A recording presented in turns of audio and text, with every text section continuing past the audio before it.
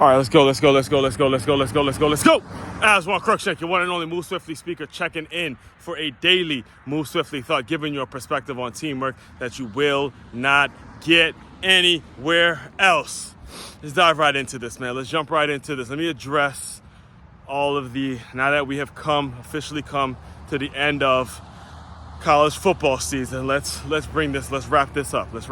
And let me address kind of a hot topic something that's been a hot topic throughout this entire season, and that's Mr. Coach Primetime Deion Sanders. All right, officially finished last place in the Pac-12, and there's a lot of commentary nowadays coming out. A lot of folks kind of changed their tune, right? Kind of changed their tongue. I'm not saying it like they used to, right? And for the record, I'm someone who cheers and hopes that Coach Primetime does well. I really do. I really want to see him do well. I really do want to see him win a national championship. I don't think it's going to actually happen at Colorado, but I do cheer for him. So I will preference everything I'm about to say by saying that, all right? But a lot of the commentary lately has been about a lot of the folks and the coaches, not the coaches, but the players that are decommitting. You know, again, last year there was a lot of energy, we'll say it like that, a lot of energy in regards to the players who were committing to Colorado or committing to Coach Prime or Jackson State or wherever coach was following Coach Prime. A lot of the major recruits were following Coach Prime, but now you get a lot of folks decommitting, so it's the opposite of what we've seen over the past couple of years.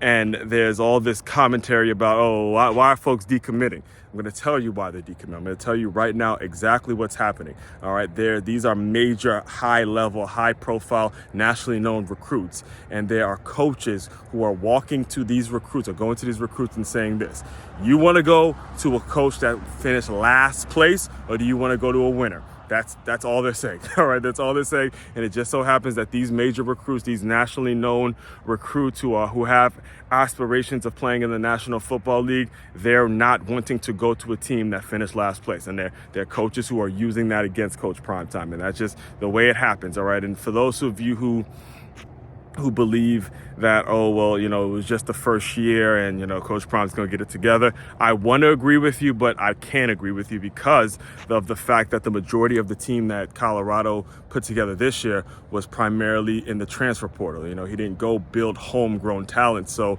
it's like, for you to say, next year he's going to be better, you can't really say that because not many of his players were actually homegrown out of Colorado, and built in from the high school level. So in my opinion, it doesn't look too good for the Colorado Buffaloes in the Coach Primetime era. I just gotta be 100% honest with you, all right?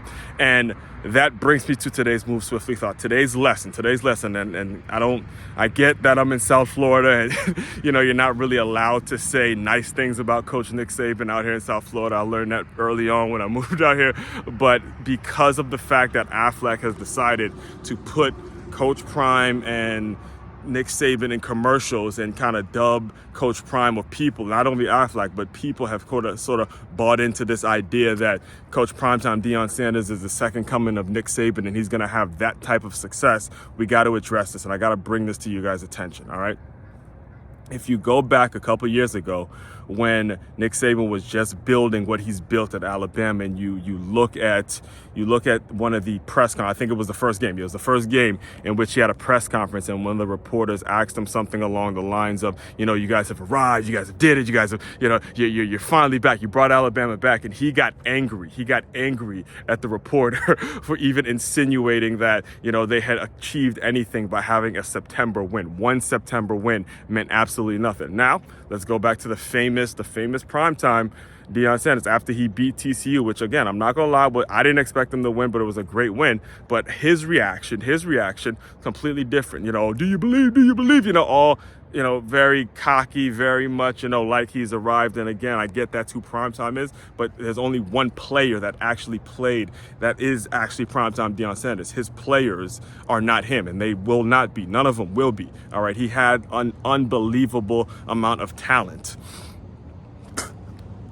And what we've learned throughout this process, throughout this entire season is what? Here's what we learn. I'm going to tell you what you need to be learned. I'm going to tell you what you need to be taken away, all right? Because a lot of people get this thing confused, and I'm here to clarify for you. In fact, I have a book named The Six-Figure Athlete in which I talk about this very thing, all right? There's a difference between sports and there's a difference between business. They're not the same thing. They're not the same thing. There's a difference between something that's revenue generating, and then there's a difference between something that's money making. Revenue generating and money making are two different things, all right? Prime time Deion Sanders and everything he's built is a revenue generating thing. You know the name Prime Time, and it's going to generate revenue. Nike sells product, all right? Nike sells product. Under Armour, Adidas, they sell product. Aflac sells insurance. They sell actual policies. That is a money-making thing. They do it specifically to make money, all right? So here's the big difference. Here's what we got to take away.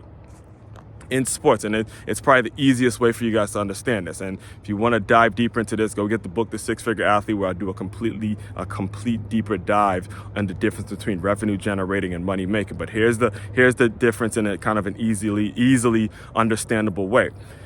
In business, it's possible for you to have two winners. It's possible for you to cut a deal right now in which you get 5 million, the other person gets 3 million. The two of you are completely happy with the result of that deal. In sports, there's one winner. There's one person that's happy. That's it. All right. That's the difference in sports and business. And as long as you understand that, you can have kind of foresaw what potentially could have happened with Colorado and Prime Time, and how this whole thing really, to be 100% honest with you, looks like it's going to crash and burn. You know, and again, like I said, you're speaking to someone that's rooting for Coach Prime, and I do want to see him do well as a black coach. You know, it's kind of obligated, so to speak, to at least want to see him do well. Again, I just don't think I just think Colorado's not going to be the spot for him because of how gimmicky he got, and, you know, the rappers and all that other stuff. You know, again, coaches are going to use that, and they're going to absolutely destroy him in recruiting. They're going to say, just like I said it earlier, you want to go with a loser, you want to go and be a rapper and all that, fine.